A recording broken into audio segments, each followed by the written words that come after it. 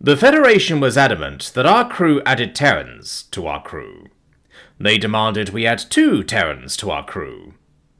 Commander Ishliff wanted to go above and beyond to make the newest member of the Federation feel that we cared for them. The Cowlef have always been the peacekeepers of the galaxy. They have an extreme aversion to conflict, which often leads to them bending over themselves to give other species the best situation. We added 4 Terrans to our crew. I have been told that they prefer to be referred to as human.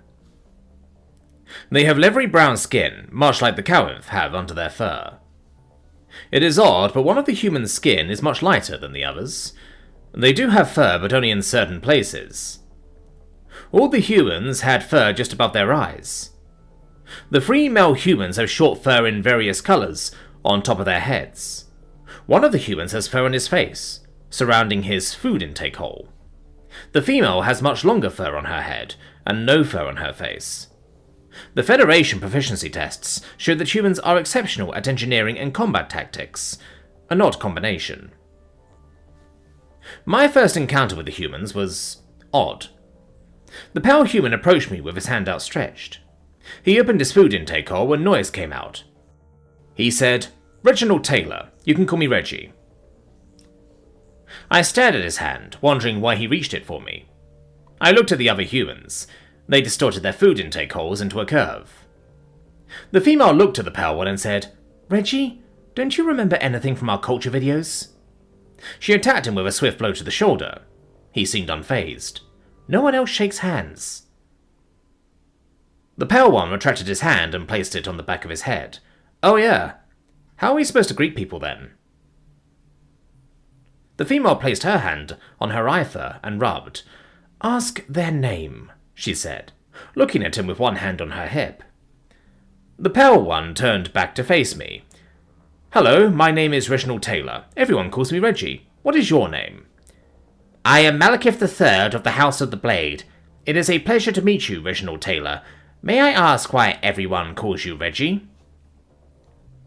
Reginald Taylor responded, "It's just a nickname." "Nickname? I thought you said your name was Reginald Taylor." The one with face fur made a rhythmic dance of breath.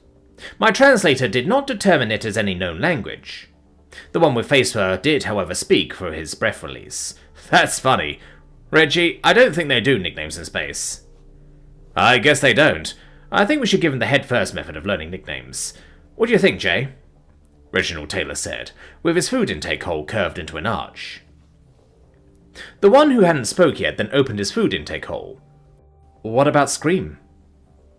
His voice was soft and lacked confidence. Reginald Taylor turned slowly towards the soft-spoken man. He paused for a moment, then said, "That's genius, dude! You gotta start talking more." Reginald Taylor looked at the man with face fur and continued, "This guy's great. We gotta get him in more conversations."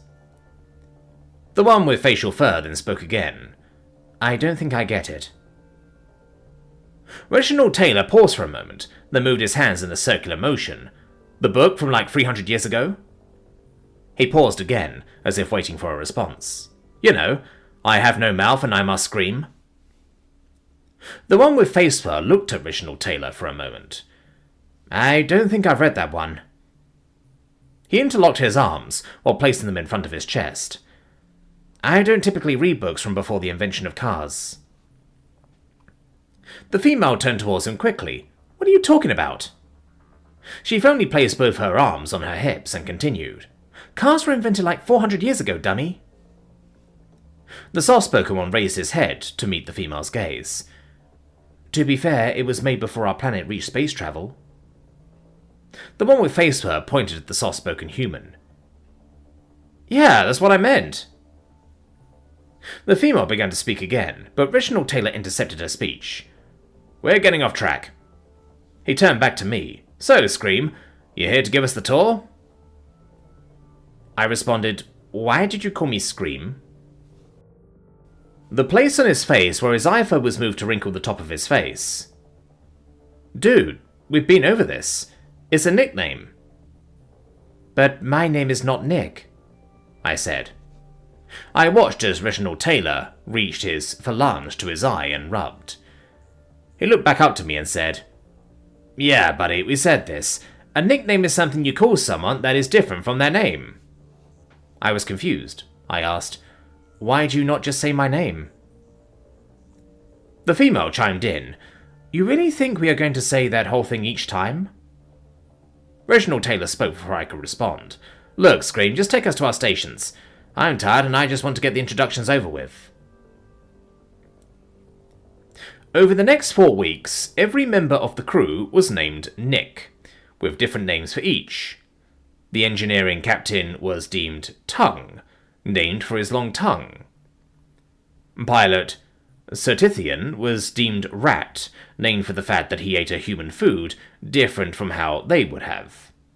My lover, Melina the Ninth of the House of Miquela, was simply deemed Lover for having made love to me. Most egregious of all was Hassin Marinsk, the Mawagan half-breed. He was deemed Norbor because he ate a Norbor seed while working. The humans named Nick a man after a food he ate. Commander Islif was the only one not named Nick.